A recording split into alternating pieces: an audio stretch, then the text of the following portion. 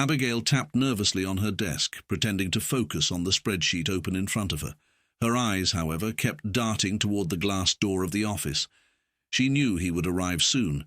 He always came in late, strolling in as if he owned the place, and the door swung open, and there he was. Maxwell Arthur.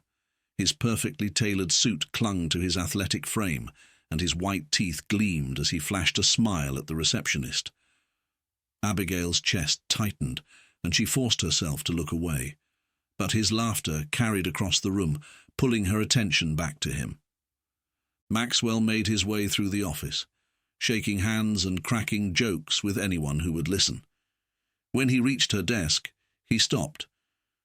"Abigail," he said with a grin, "burning the midnight oil again. You really do live for this job, don't you?" She smiled weakly, her cheeks warming.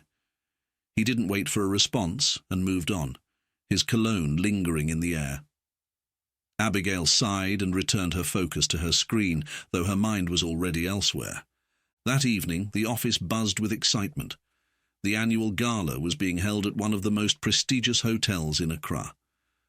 Abigail stood in front of her small mirror at home, her hands shaking as she applied a final layer of lipstick. Her dress, a modest gown that she had borrowed from her cousin, hugged her figure in all the right places. It was the best she had ever looked, and for once she felt almost beautiful. The gala hall sparkled with chandeliers and the hum of conversation. Abigail spotted Maxwell near the bar, surrounded by a group of colleagues who hung on his every word. She hesitated, clutching her glass of water as her heart pounded in her chest. This was her chance. Summoning every ounce of courage, she walked toward him. As she approached, Maxwell turned, his eyes scanning her briefly before recognition set in. "Abigail," he said, raising an eyebrow. "Didn't expect to see you here tonight." Her voice trembled as she began. "Maxwell, can I speak to you for a moment? Privately." Curiosity flickered in his eyes, and he nodded, stepping away from the group. They moved to a quieter corner of the room. Abigail took a deep breath, her palms sweaty. "I've been meaning to tell you something," she began, her voice shaky but determined. "I've liked you for a while now. I think you're smart, kind, and—" Maxwell interrupted her with a short, sharp laugh. Wait, he said, holding up a hand. "You like me? As in, like me?" Abigail nodded, her cheeks burning. She could feel her courage slipping away with every second of his disbelief. Maxwell stared at her for a moment, and then his laughter erupted, loud and unrestrained. He doubled over slightly, shaking his head. "Oh, Abigail," he said, still chuckling. Wow, this is something." Abigail glanced around, noticing a few colleagues nearby who had stopped talking and were now watching. Their poorly disguised smirks and whispers made her feel like the walls were closing in. Maxwell straightened, wiping his eyes as if he'd heard the funniest joke of his life. "Look, Abigail," he said, lowering his voice just enough for her to hear. "You're a nice girl, but come on, look at me. Then look at you. You really think someone like me would go for someone like you?" Her chest tightened, and her breath hitched. The words felt like a slap, each syllable cutting deeper than the last. She wanted to say something, to defend herself, but nothing came out. Maxwell sighed, as if trying to soften the blow. "It's nothing personal, really. We're just different, you know. But hey, don't let this ruin your night. Let's be friends, okay?" He patted her on the shoulder, an almost condescending gesture, and turned back to his group without another glance. The others quickly resumed their chatter, but their sidelong glances and stifled chuckles told Abigail they'd heard everything. She stood there for a moment, frozen in place, before she turned and walked out of the room. Her head was down, her face burning with humiliation as tears blurred her vision. The sound of Maxwell's laughter echoed behind her, a cruel reminder of what had just happened. Abigail stumbled out of the gala hall, her heels clicking unevenly against the polished floor as she pushed through the large glass doors. The cool night air hit her face, but it did nothing to ease the heat of shame burning through her. Her heart pounded in her chest, her breath coming in short, shaky bursts. She kept walking, barely aware of her surroundings, until she reached the street corner and leaned against a lamppost. Her mind was a storm of emotions, humiliation, anger, sadness, and disbelief, all swirling together. Maxwell's words replayed in her head, each one hitting her like a punch to the stomach. "Look at me, then look at you." The cruel, mocking tone, the laughter, the way everyone had looked at her, their pity disguised as indifference. It was unbearable. Her chest felt tight, as though someone had placed a heavy weight on it, and she couldn't breathe. A tear slipped down her cheek, followed by another, and soon she was crying silently, her shoulders shaking as she tried to hold herself together. As she turned a corner, she collided with someone. Her bag went flying. "Oh, I'm so sorry," Abigail stammered, bending down to gather her belongings. "It's all right," a deep, steady voice replied. She looked up to find a tall man with kind, curious eyes looking down at her. His sharp features softened as he offered her a gentle smile. "Are you okay?" Yes," she lied, hastily wiping her eyes. "I wasn't watching where I was going." The man crouched beside her, helping her gather her things. He was wearing a tailored suit, but there was a casualness about him that put her at ease. Unlike Maxwell's smug demeanor, this man's presence was grounding. "You look like someone who could use a friend right now," he said, his voice low and even. Startled, Abigail looked away, embarrassed to be caught in such a vulnerable moment. "I'm fine," she lied, her voice trembling. "Just needed some air." The man studied her for a moment, then stepped closer, maintaining a respectful distance. "Fine is usually what people say when they're anything but. I'm Jonathan, by the way." She hesitated before replying. "Abigail." "Nice to meet you, Abigail," he said, his tone gentle but firm. "I don't know what happened in there, and I won't pry, but if someone made you feel small, that says more about them than it ever could about you." His words caught her off guard, and she blinked, unsure how to respond. Jonathan gave her a reassuring nod before adding, "I'll be around if you need someone to talk to. Take care of yourself." With that, he turned and walked toward the parking lot, leaving Abigail to process his unexpected kindness. Though brief, their interaction planted a seed of calm amidst the storm of her emotions. Abigail wiped her tears with the back of her hand, her breathing starting to steady. As she looked up at the city lights twinkling in the distance, a new thought entered her mind. "This isn't the end. I'll show them. I'll show him." The humiliation still stung, but it was no longer paralyzing. Instead, it became fuel for a fire she hadn't realized was inside her. One day, Maxwell would see her again, and when he did, it would be on her terms. Abigail grew up in a small, quiet neighborhood on the outskirts of Kumasi. She was raised by her grandmother Grace, a woman of few words but boundless wisdom. Grandma Grace often sat on the front porch weaving baskets while dispensing advice that Abigail didn't always understand at the time. "Beauty fades, my child, but a strong mind will take you far," Grandma Grace would say, her fingers deftly weaving strands of raffia together. Abigail nodded each time, burying herself in her books, dreaming of the life she might one day have. In school, Abigail was always the quiet girl in the back of the classroom. She excelled in math, the one thing that gave her confidence. Numbers didn't judge or laugh, they just fit together perfectly. When her grades earned her a scholarship to study accounting and finance at university, it felt like her big break. Leaving Kumasi for the bustling streets of Accra was both exciting and terrifying. She missed the familiar warmth of her grandmother's home, but was eager to prove herself. After graduation, she landed a job at a top accounting firm in the heart of the city. The office was everything she'd imagined: polished floors, glass-walled conference rooms, and rows of desks where serious professionals in suits worked tirelessly. Abigail was thrilled to be there, even if she sometimes felt invisible among her more outgoing colleagues. Then there was Maxwell Arthur. From the moment she first saw him, he stood out. He had a magnetic presence, the kind that made people stop and listen. His suits were always perfectly tailored, and his smooth, deep voice carried an air of authority. Abigail found herself drawn to him, though she barely spoke to him at first. Maxwell, however, had a way of making everyone feel special. He would stop by her desk occasionally, asking her to explain some complex calculation or review a report. "Abigail, you're the genius here. I don't know how you do it," he'd say with a smile. Her heart would flutter, and she'd stay late at the office, correcting his mistakes and ensuring his work was perfect. But while Abigail saw these moments as signs of something more, Maxwell treated her like a background character in his story. He had his sights set on the company's upper management and spent his days charming everyone in his path.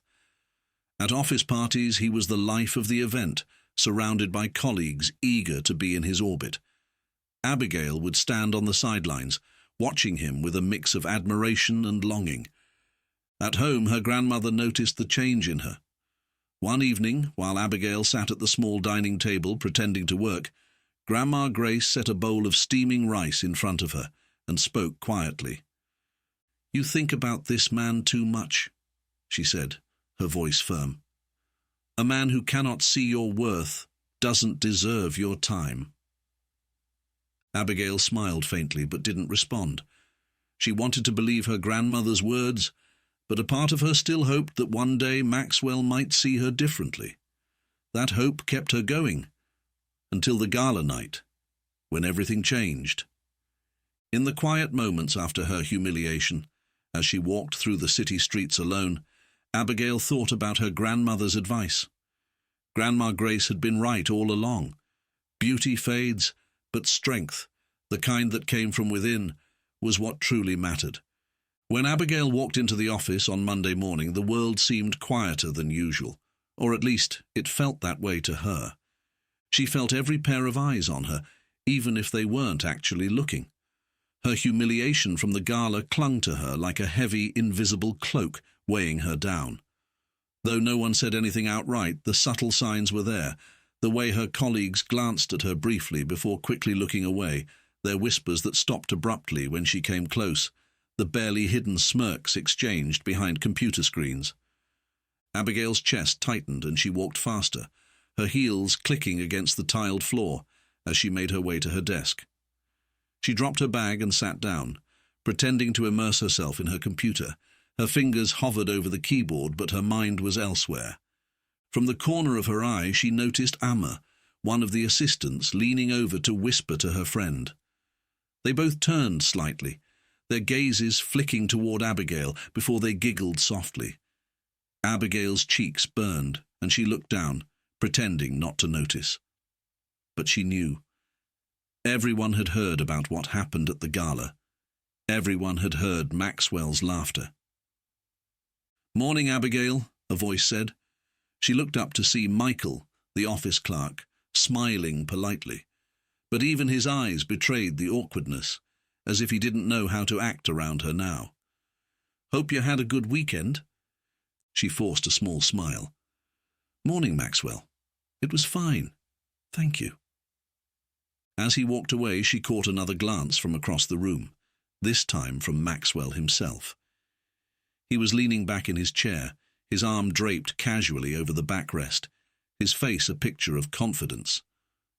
When their eyes met, he raised an eyebrow, his lips curling into a smirk, before he turned back to his screen, as if she wasn't even worth his attention. Her stomach churned. She wanted to shrink into her chair, to disappear entirely. But something inside her wouldn't let her. She straightened her back, forcing herself to look away from him and focus on her screen. If they wanted to talk, let them talk. If they wanted to laugh, let them laugh. But as she typed, her fingers trembled. The whispers, the stares, the weight of her embarrassment. It was suffocating. Every time someone walked past her desk, she flinched, half expecting another reminder of that humiliating night. The hours crawled by and the tension in her chest refused to ease. At lunch, she stayed at her desk, pretending to be busy. She couldn't bear the thought of sitting in the break room, where the whispers would feel louder, where Maxwell's presence would loom like a dark cloud. As the day dragged on, one thought echoed in her mind. They think they know me. They think I'm weak. They'll see. I'll show them. It wasn't a loud declaration, but a quiet vow, one she repeated to herself every time the shame threatened to overwhelm her. This wouldn't be her story forever. Time went by, and Abigail's evenings were spent in her small apartment, replaying Maxwell's mocking laughter over and over. She could almost see his face, the way his lips curled as he said, "Look at me, then look at you." One evening, sitting in her dimly lit living room, she looked at herself in the mirror on the wall. Her reflection stared back, a woman with tired eyes and slumped shoulders. For the first time, she truly saw herself. Not the quiet girl who always helped others, not the invisible woman who faded into the background at every office meeting, but someone who had allowed herself to be defined by others' opinions. She stood up, grabbed her phone and typed a message to her cousin Mary. "Mary, I need help. Can we talk tomorrow?" Mary responded immediately. "Of course, Abigail, come over." The next day, Abigail visited Mary, a lively woman who always seemed to have the right answer. They sat in Mary's tiny but cheerful living room.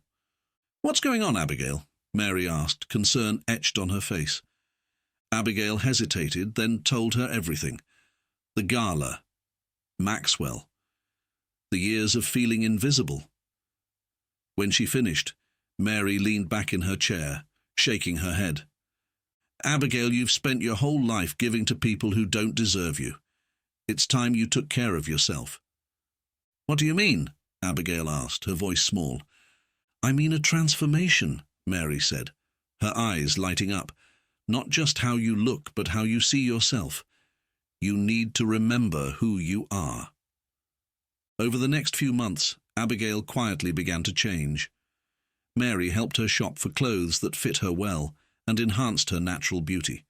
She joined a small gym in her neighborhood, working out before and after work.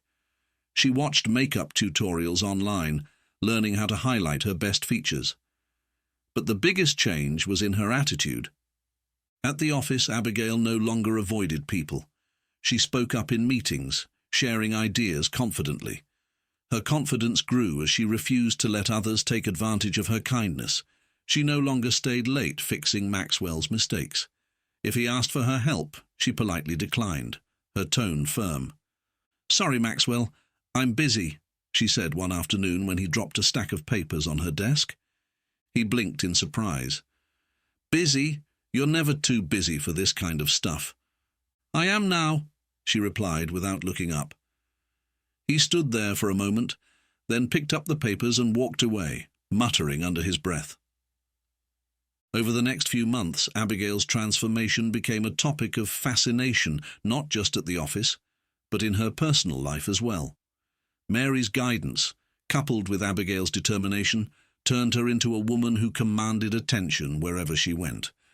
It wasn't just the external makeover, though her new wardrobe, makeup skills and fitness regimen made her almost unrecognizable.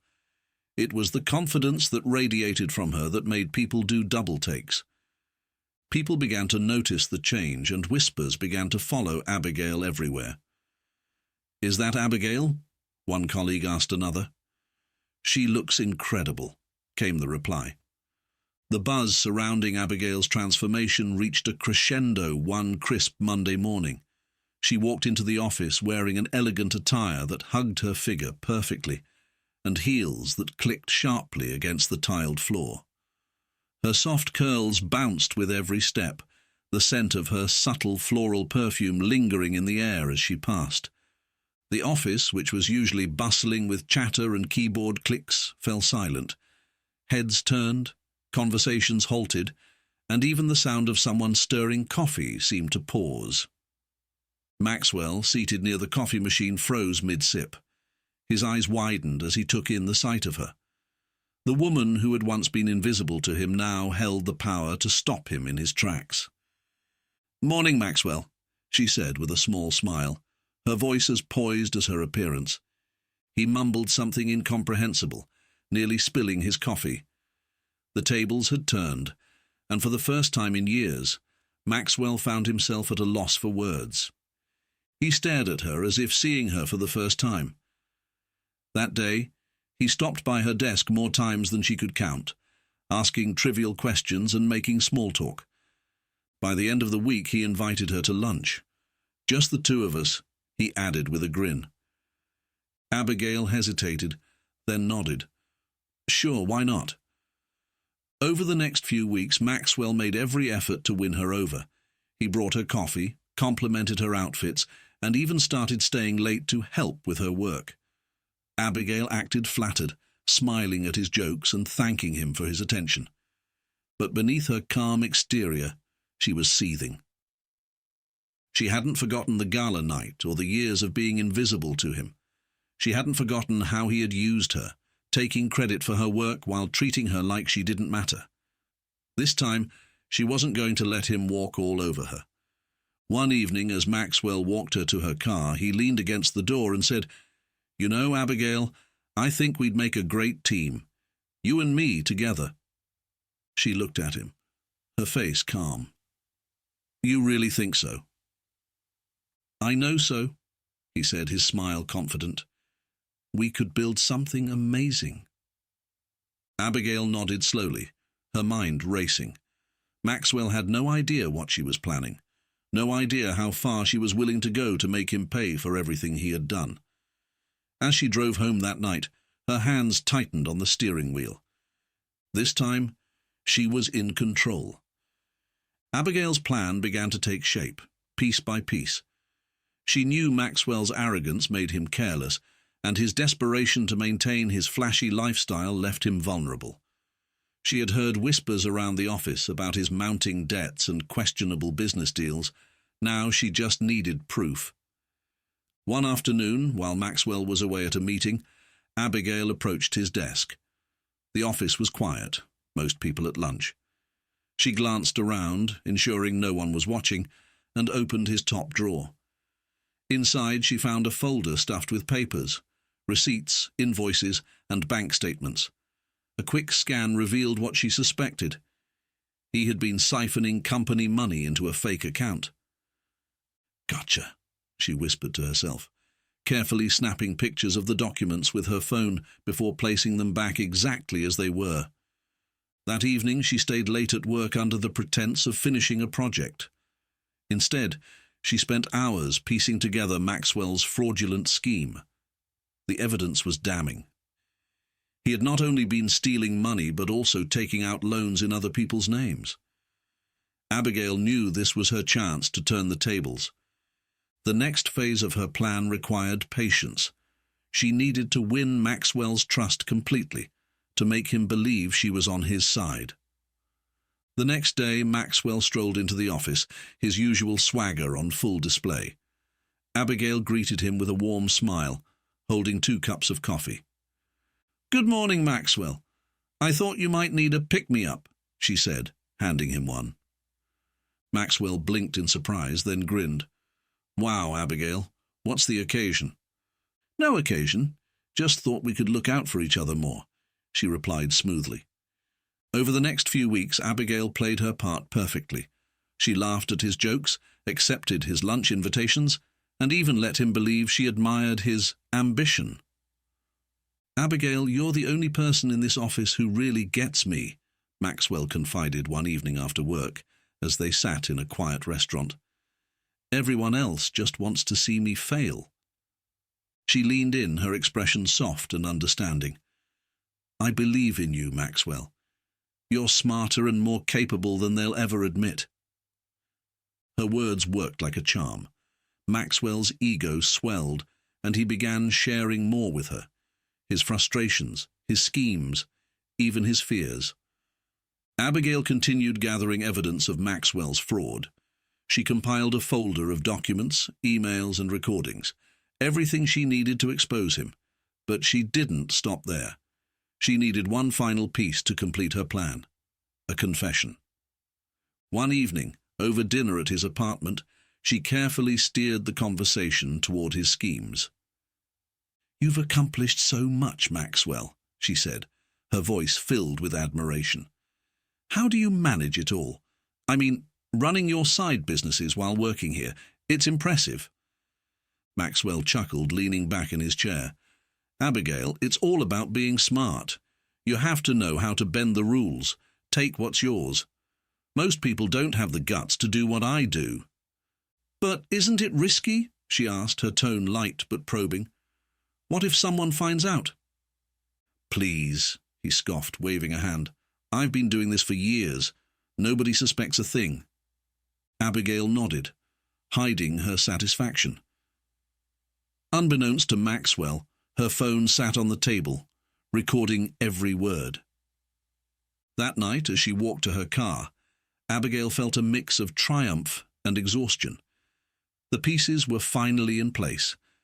Maxwell thought he was in control, but he was about to learn just how wrong he was. The day Abigail had been waiting for finally arrived. She sat at her desk, calm but focused, as the folder of evidence lay neatly in her bag. Her heart raced with anticipation, but her face betrayed nothing. Today, Maxwell's carefully built facade would crumble. That morning she had met with their company's managing director, Mr. Owusu, in his corner office. "Sir," she said, placing the folder on his desk, "there's something you need to see. It's about Maxwell Arthur." Mr. Owusu frowned, opening the folder. As he sifted through the documents, his expression darkened. He listened silently as Abigail explained everything: the fake accounts, the stolen money, and the insurance scam. Finally, she played the recording from her phone. Maxwell's voice rang clear in the quiet office, boasting about his schemes. When the recording ended, Mr. Owusu leaned back in his chair, his face tight with anger. "Thank you for bringing this to my attention, Abigail. Leave this with me. I'll handle it." Abigail nodded and left, her hands trembling slightly. She knew what was coming next.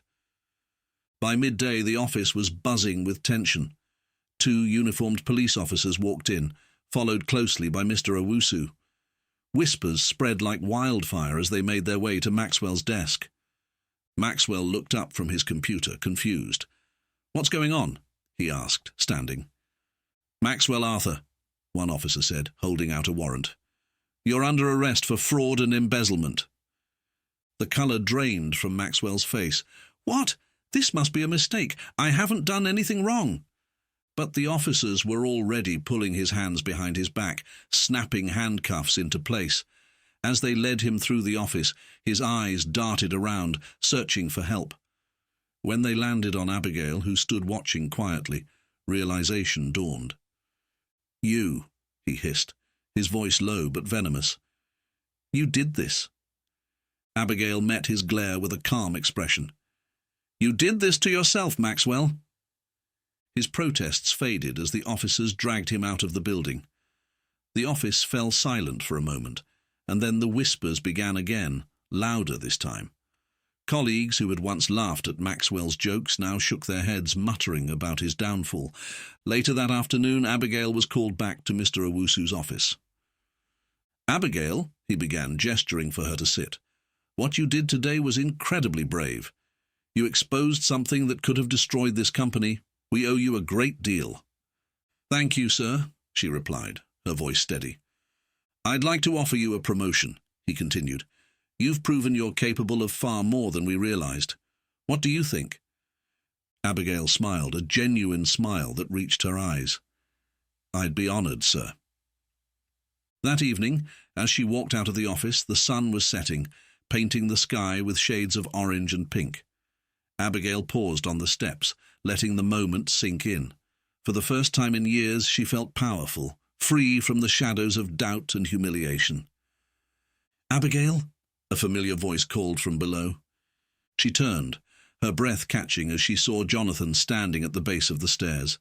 He was dressed sharply as always, a leather briefcase in hand, but his expression was one of pleasant surprise. "Jonathan," she said, a smile tugging at her lips, "what are you doing here?" "I could ask you the same," he replied, walking up the steps to meet her. "I just wrapped up a meeting with Mr. Owusu about the company's new compliance protocols. I didn't realize you worked here." Abigail chuckled softly. "It's been a busy day." They stood there for a moment, the bustling city around them fading into the background. Jonathan broke the silence first. "Can I take you out for coffee to celebrate your promotion? Unless you have other plans, of course." Abigail considered his offer, her mind briefly flashing back to the night outside the gala. Back then she had been a shell of herself, but now, standing here, she felt whole again. "I'd like that," she said. As they walked together toward a nearby cafe, Abigail felt a quiet sense of satisfaction. This wasn't just a new chapter in her career, it was a new chapter in her life. And for the first time, she wasn't chasing anyone's validation. Instead, she was walking into a future where she was finally seen, not as an afterthought, but as someone worth knowing. Thanks for watching. If you enjoyed this video, don't forget to hit that like button and subscribe to the channel for more great content. I'd love to hear your thoughts, so drop a comment below and let me know what you think. And don't forget to share this video with someone who might enjoy it too. See you in the next one.